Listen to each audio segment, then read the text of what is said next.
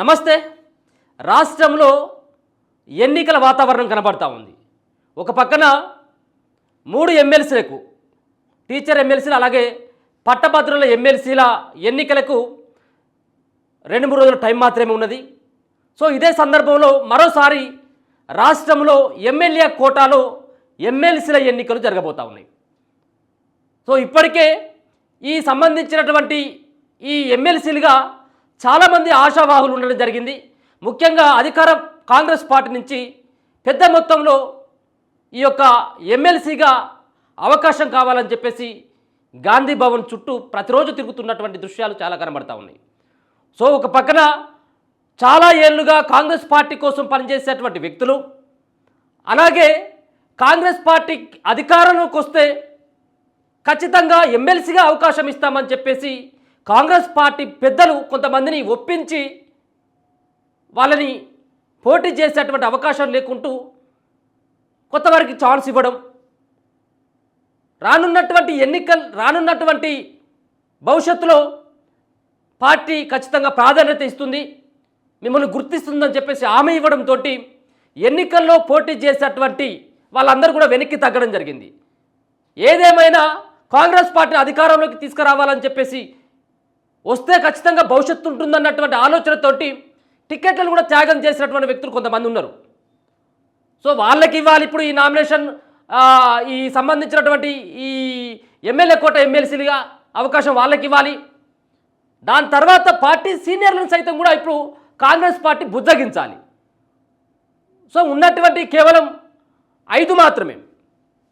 So ఆ లెక్కల పరంగా తీసుకున్నట్టయితే ఉంటే 5 ఎమ్మెల్సీలుగా ఈ మార్చి 19వ తారీఖు వరకు వాళ్ళ పీరియడ్ అయిపోతూ ఉన్నది. సో దాని తర్వాత ఈ 5 ఎమ్మెల్సీలుగా ఎవరు ఉండబోతూ ఉన్నారు అంటే ఇప్పుడు లెక్క ప్రకారం చూసుకున్నట్టయితే ఉంటే కాంగ్రెస్ పార్టీకి 4 ఎమ్మెల్సీలుగా వాళ్ళకి అవకాశం దక్కేటువంటి అవకాశం కనబడతా ఉంది. 4 ఎమ్మెల్సీలుగా కాంగ్రెస్ పార్టీకే ఎక్కువ అవకాశం. ఇక ఒకటి మాత్రం ప్రతిపక్షంలో ఉన్నటువంటి బీఆర్ఎస్ పార్టీకి. అధికార పక్షం గురించి మాట్లాడుకున్నట్టయితే ఉంటే ఈ 4 ఎమ్మెల్సీలుగా ఎవరికి అవకాశం ఉంటుంది? దీంట్లో ముందుగా చెప్పుకోవాల్సింది, సో ముందుగా అసలు ఎన్నికల షెడ్యూల్ ఎప్పుడు, దానికి నోటిఫికేషన్ ఎప్పుడు వస్తూ ఉన్నది, దాని తర్వాత ఆ నామినేషన్లు ఎప్పుడు, ఎన్నికలు ఎప్పుడు అనేది కనుక చూసుకున్నట్టయితే ఉంటే 3వ తారీఖున, మార్చి 3వ తారీఖున నోటిఫికేషన్ వస్తూ ఉన్నది. 10వ తారీఖున, మార్చి 10వ తారీఖున నామినేషన్ల ప్రక్రియ, మార్చి 20వ తేదీన పోలింగ్ ఉంటుంది. ఆ పోలింగ్ జరిగినటువంటి సాయంత్రం కల్లా సంబంధించినటువంటి లెక్కింపు ఉంటుంది. అంటే ఇది ఎవరో ప్రజలు వేసేటువంటి ఓట్లు కాదు కాబట్టి కేవలం 119 మంది 119 మంది ఎమ్మెల్యేలు మాత్రమే పాల్గొన్నటువంటి ఎన్నిక అది. కాబట్టి ఒక గంటలోనే ఎన్నికలు కనుక పెట్టినట్టయితే ఉంటే గంటలోనే అయిపోతుంది. కానీ చాలా ఏళ్ళుగా కొనసాగుతున్నటువంటి సాంప్రదాయం ఏంటంటే వాళ్ళకు ఉన్నటువంటి ఎమ్మెల్యేల లెక్కెంతో దానికి తగ్గట్టుగా అభ్యర్థులను నిలబెడతారు. కాబట్టి ఇక అవతల పార్టీ నుంచి నిలబెట్టేటువంటి అవకాశం ఉండదు. అందుకని చెప్పేసి ఇక అంతా కూడా ఏకగ్రీవంగా అయిపోతాయి. ఇక ఒకటి కాంగ్రెస్ పార్టీ ఒకటి వదిలిపెట్టినట్టయితే బీఆర్ఎస్ పార్టీ జాగల బీఆర్ఎస్ పార్టీ ఉంటుంది, కాంగ్రెస్ పార్టీ జాగల కాంగ్రెస్ పార్టీ ఉంటుంది. ఇక ఎన్నికలే ఉండవు. కానీ 20వ తారీఖు వరకు మాత్రం, మార్చి 20వ తారీఖు వరకు మాత్రం ఆగాల్సిందే ఏదేమైనప్పటికీ. దీంట్లో బీఆర్ఎస్ పార్టీకి ఒక టికెట్ దక్కితే దాంట్లో సత్యవతి రాథోడ్ యొక్క పేరు కన్ఫర్మ్ అయిపోయినట్టుగా తెలుస్తూ ఉన్నది. ఎస్టీ సామాజిక వర్గానికి చెందినటువంటి ఆమె, అలాగే గతంలో మంత్రిగా పనిచేస్తున్నటువంటి ఆమెకి ఇప్పటికే మాజీ ముఖ్యమంత్రి కేసీఆర్ హామీ ఇచ్చినట్టుగా తెలుస్తూ ఉంది. అది ఆ కోటలో పోతుంది, అయిపోతుంది. ఇక ఉన్నటువంటి ఇప్పుడు కాంగ్రెస్ పార్టీకి చిక్కున్నది ఇక 4 ఎమ్మెల్సీలు ఎవరెవరికి ఇవ్వాలి, రానటువంటి వాళ్ళని ఎట్లా బుజ్జగించాలి. ఇప్పుడు ఇది పెద్ద సవాల్. అయినప్పటికీ ఈ 4 పైన ఇప్పటికీ కాంగ్రెస్ పార్టీ అధిష్టానం ఇప్పటికే పేర్లను సైతం ఖరారు చేసినట్టుగా తెలుస్తూ ఉన్నది. ఎవరెవరి పేర్లని కన్ఫర్మ్ చేయడం జరిగింది. వెనకాల మీకు బ్యాక్గ్రౌండ్లో చూస్తే కనబడతా ఉంది. ముఖ్యంగా అద్దంకి దయాకర్ విషయానికి వచ్చినట్టయితే ఉంటే రేవంత్ రెడ్డికి అత్యంత సన్నిహితుడిగా పేరున్నటువంటి వ్యక్తి. మొన్న జరిగినటువంటి ఎన్నికల్లో తుంగతుర్తి నియోజకవర్గం నుంచి టికెట్ ఆశించి రాకపోవడంతో ఇండిపెండెంట్గా సైతం కూడా పోటీ చేస్తామని చెప్పేసి సిద్ధపడ్డటువంటి వ్యక్తిని చిట్ట చివరి క్షణంలో రేవంత్ రెడ్డి ఇచ్చినటువంటి భరోసాతోటి, ఆయన ఇచ్చినటువంటి హామీతోటి అధికారంలోకి వస్తే తగిన ప్రాధాన్యత ఇస్తామన్నటువంటి మాటకు కట్టుబడి తుంగతుర్తి టికెట్ని అద్దంకి దయాకర్ మందుల సామెలకి ఇస్తానంటే ఒప్పుకోవడం జరిగింది. అయిపోయింది. అక్కడ కాంగ్రెస్ పార్టీ, అక్కడ మందుల సామెలు గెలిచిండు. తెలంగాణలో కాంగ్రెస్ పార్టీ అధికారంలోకి వచ్చింది. ముందుగా ఈ 4 కాంగ్రెస్ పార్టీకి ఎమ్మెల్సీగా అవకాశం వస్తే ముందుగా అద్దంకి దయాకర్ యొక్క పేరు ప్రత్యేకంగా వినపడతా ఉన్నది. అద్దంకి దయాకర్కి ఈ 4 రిట్లలో ఒకటి కన్ఫామ్, ఇది 100% కన్ఫామ్, ఇది 100% కన్ఫామే. ఎందుకంటే గతం నుంచి కూడా చాలా ఏళ్ళుగా కాంగ్రెస్ పార్టీ కోసమే పనిచేస్తూ ఉన్నాడు. కాంగ్రెస్ పార్టీలో సీనియర్ నేత, చాలా సబ్జెక్ట్ ఉన్నటువంటి వక్త, రేవంత్ రెడ్డికి చాలా దగ్గరి అనుచరుడు.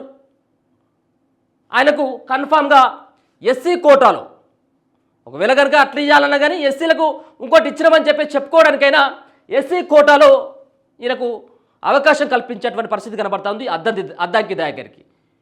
గతంలో పిసిసి అధ్యక్షునిగా కూడా ఆయనకు అవకాశం కూడా ఇవ్వాలన్నటువంటి ఆ ప్రయత్నం రేవంత్ రెడ్డి చేసిందనేది చాలా వార్తలు వచ్చినాయి.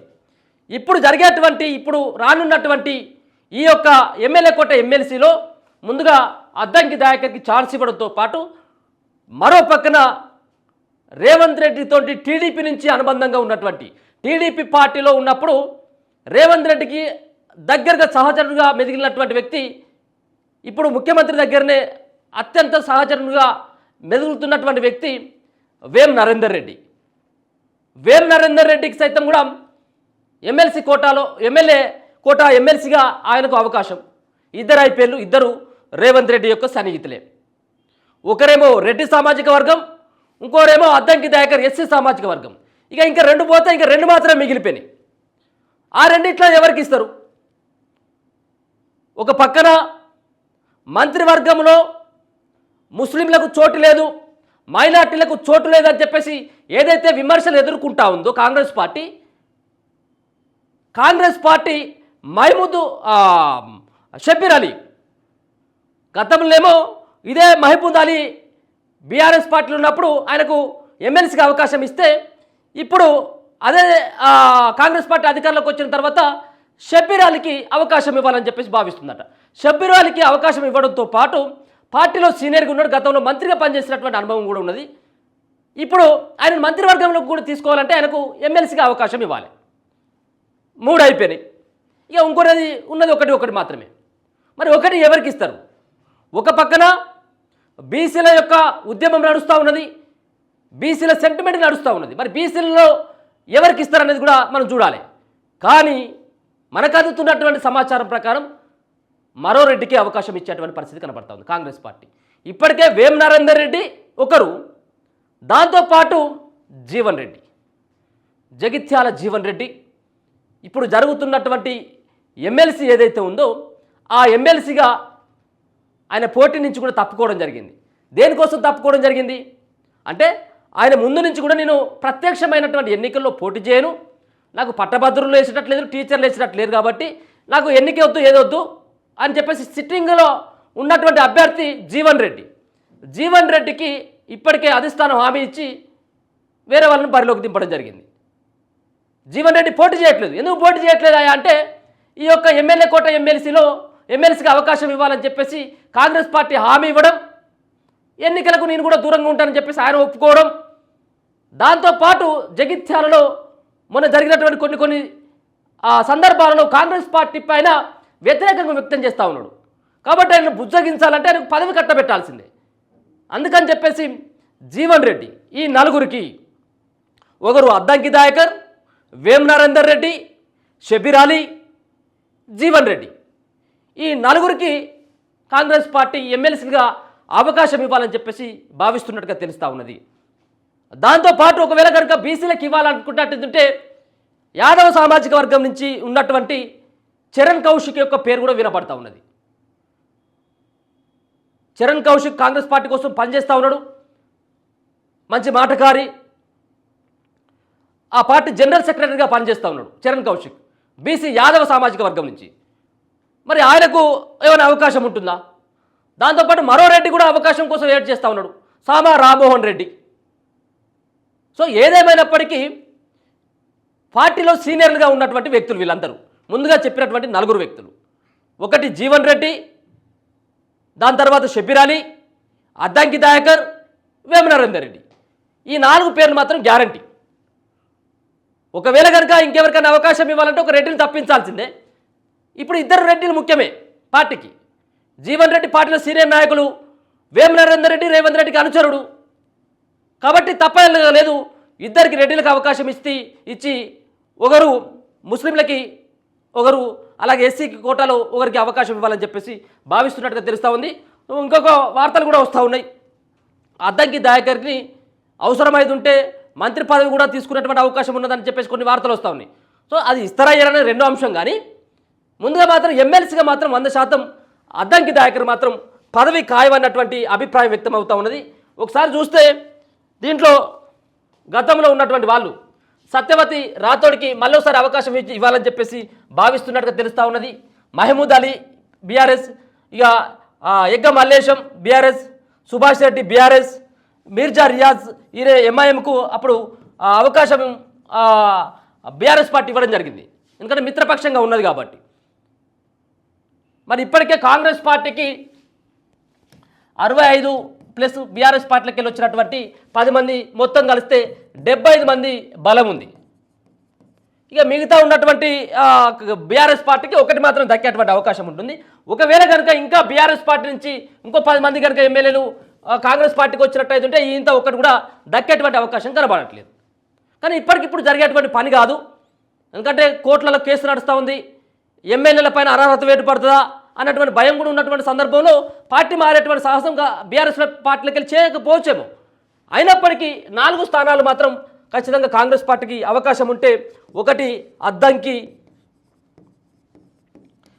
2 షబ్బీర్ అలీ, 3 వేం నరేందర్ రెడ్డి, 4